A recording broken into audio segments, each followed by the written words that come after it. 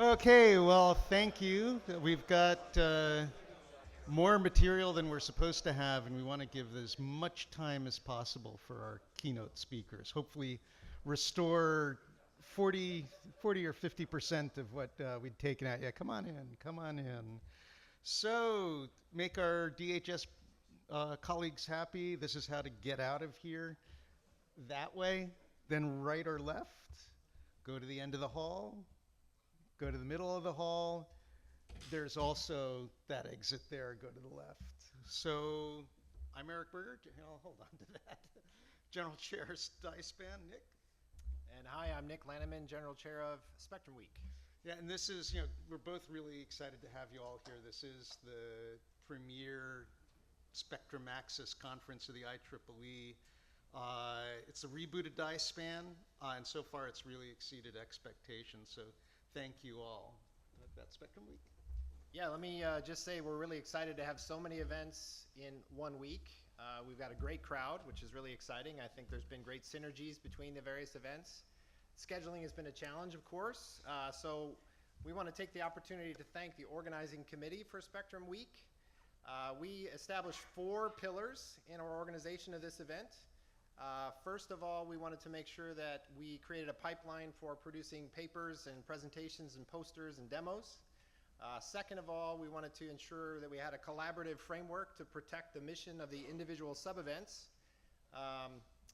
NSF Swift, NSF NRDZ, NSF SpectrumX, NSMA, DySPAN, and the Wizard Workshop on Friday. Third, we wanted to be really innovative in our use of scheduling of space and time. And then fourth, we wanted to make sure we had as many students in the room as possible. So thank you to the organizing committee who did a lot of work to make this event possible. And likewise on the reboot of DySPAN, and you'll actually notice there are a couple of faces that are the same across the 2 groups. We tried our best to really coordinate so that we can have these plenaries with everybody, as well as the individual programs. Definitely, I wish I could go through everybody on here, but thank you all for making this a success. One bit are the keynotes or panels. If you're here, you know where they are. You'll notice the room is almost full. In Adams, this meeting's being simulcasted, and we are also being part of NSF Spectrum Week, recording the sessions. So for DySPAN, who's here? It's about 50% more people than came to 2019, which was the last time we were in person, way more than the virtual one. And it is the international symposium. We have a number of countries represented here. Anything about Spectrum Week, or it's just cool to have everybody here?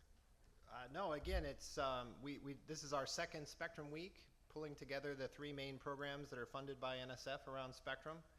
But this year, again, we're adding the National Spectrum Managers Association Conference, which begins today, and the Wizard Workshop on the National Spectrum Strategy R&D Plan on Friday. So a lot of discussions, a lot of engagement opportunities throughout the week, which we're really excited about. That's right, and I think there's been a lot of positive synergy. I know a lot of people who come to DySPAN that are in the US also come to Spectrum Week. And I think it was a great opportunity for Spectrum Week people to come to DySPAN. They are different conferences with commonality. Again, you're here, you had breakfast, that's all together. The DySPAN sessions are DySPAN only sessions, but you can always buy a day pass or whatever if something interests you. Let's see, what do we have there? That's one of yours. The Spectrum Week events are open to everyone. You should have registered if you're interested in food in those events, but otherwise the sessions are largely open unless specifically indicated otherwise in the agenda. Similarly, the NSMA conference has its own registration, but they're sharing a lot of the panels and keynotes with Spectrum Week and DySPAN.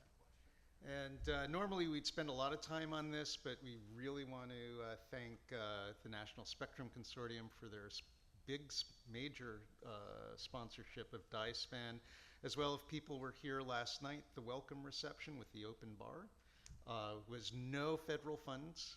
That was sponsored by Viavi. As I just got my latest FOIA notice this morning. And then thanks to our exhibitors and supporters, as well as the NSF, who also sponsored DySPAN with some student travel. So we are actually grateful. I saw John out there a second ago, really grateful for that.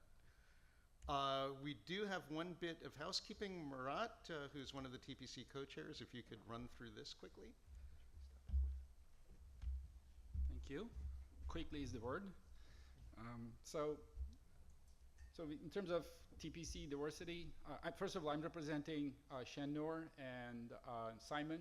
I think Simon is here. Shannoor couldn't attend.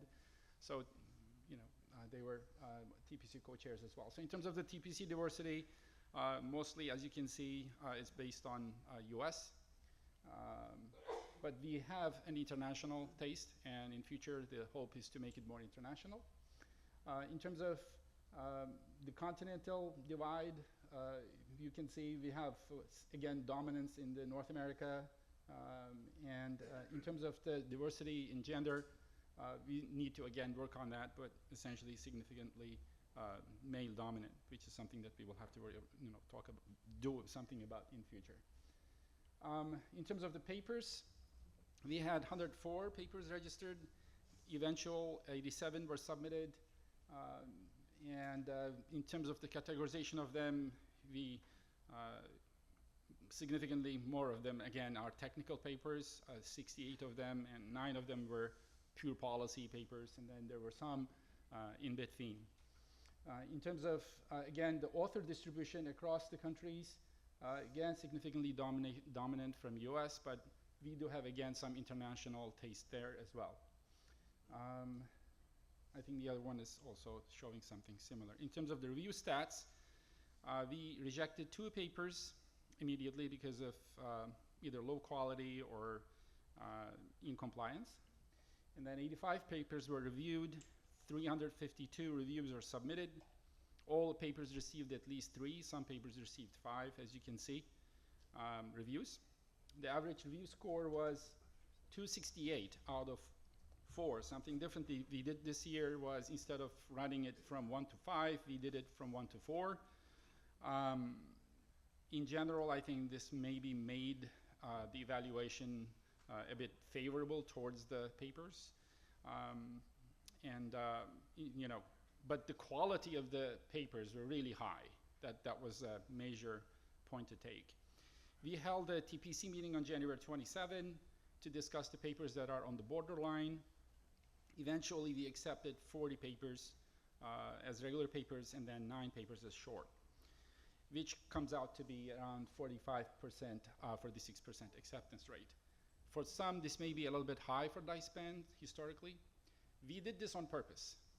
2 main reasons. There are several others, but 2 main reasons. One of them is, again, as I said, the quality of the papers are really high. We were really happy about that. And since there was a hiatus for about 3 years for the conference, we decided to accept as many as we can within the limits of ComSoc, which requires us to accept no more than 50%. So we push the borders in terms of accepting as many papers as we can so that people can come together and, and then community can sort of come back again. I guess that's it. Thank you. Thank you. And thank you all for those who submitted papers, those who had accepted papers, those who are going to be giving their papers. Again, just a brief what's coming today. You do have the programs. It's online. You want to talk about the Spectrum, because there's a lot of Spectrum Week stuff going on. Sure, it is a complicated schedule, so we're just going to try to give you highlights every morning. So Spectrum Week is focusing on SpectrumX is starting off today at 9:30. There's a joint session continuing from the SWIFT program, panel between SWIFT and SpectrumX on data sharing. DySPAN is kicking off with its single track session, so these are some really exciting papers. We'll have a joint lunch and industry panel on spectrum sharing. And then in the later afternoon, SpectrumX will continue focusing on curriculum development, workforce development.